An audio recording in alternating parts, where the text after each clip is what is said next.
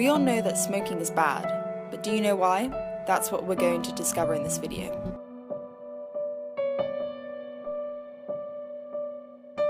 Can you help us understand why it's so hard to quit?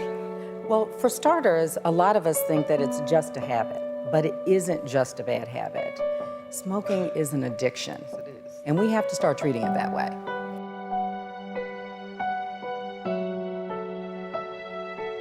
You're not the first person that has ever had to wrestle with this. And you're going to have a lot of really good information there about making this life decision.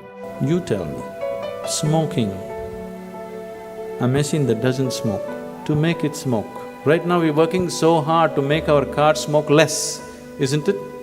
Enormous amount of research into fuels and engines and everything is going on to make our cars smoke less, isn't it? A non-smoking machine, if you make it smoke, is it stupid or intelligent? Smokers believe they smoke because they choose to.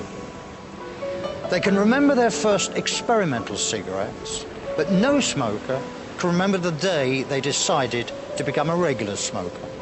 That's because no smoker ever did. Ask any smoking parent whether they encourage their children to smoke. The answer is invariably an emphatic no. That's because all smokers sense that they fell into a trap, and they don't want their children to fall into the same trap.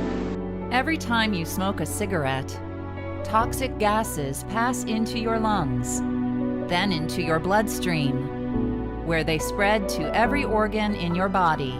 A cigarette is made using the tobacco leaf, which contains nicotine and a variety of other compounds. As the tobacco and compounds burn, they release thousands of dangerous chemicals, including over 40 known to cause cancer.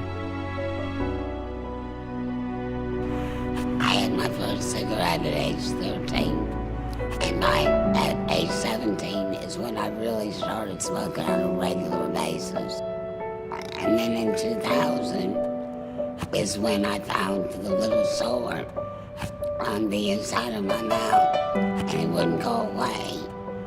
And on a routine dentist appointment, he saw it and he thought it looked suspicious, so he did a biopsy. Well, it came back as mouth cancer, so I had to go through radiation. And then in December is when we discovered the tumor in my larynx. You tell me, what would your motivation be?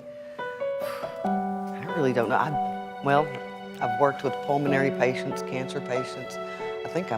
And seeing these commercials lately, I'm really afraid of ending up like that and my family watching me die like that. I do not want that to happen. The day of my surgery, I can remember smoking up to the front door of the hospital. That's how addicted I was.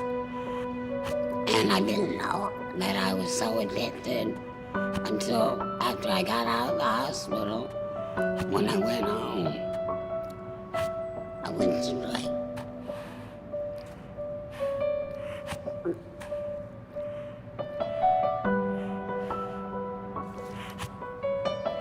I went straight to my bedroom, picked up a cigarette, put it in my mouth, and lit it.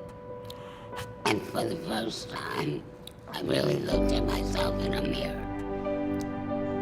And I thought, Terry, what are you doing? You have a hole in your neck, and you're getting ready to use what did it to you. My advice to somebody who doesn't smoke, don't ever start. My advice to those who do smoke, please quit, or at least try. You must look for those things which will heighten your faculties, not lower your faculties. Look at my eyes, I'm always stoned. There is a high. When you can see better, hear better, think better, visualize better, there is a tremendous high with life. I want you to know that high, not foggy high. Because the greatest chemical factory on the planet is here. If you are determined, You can change any circumstance in your life. If you have the will to change, you can. Nobody can help you quit smoking.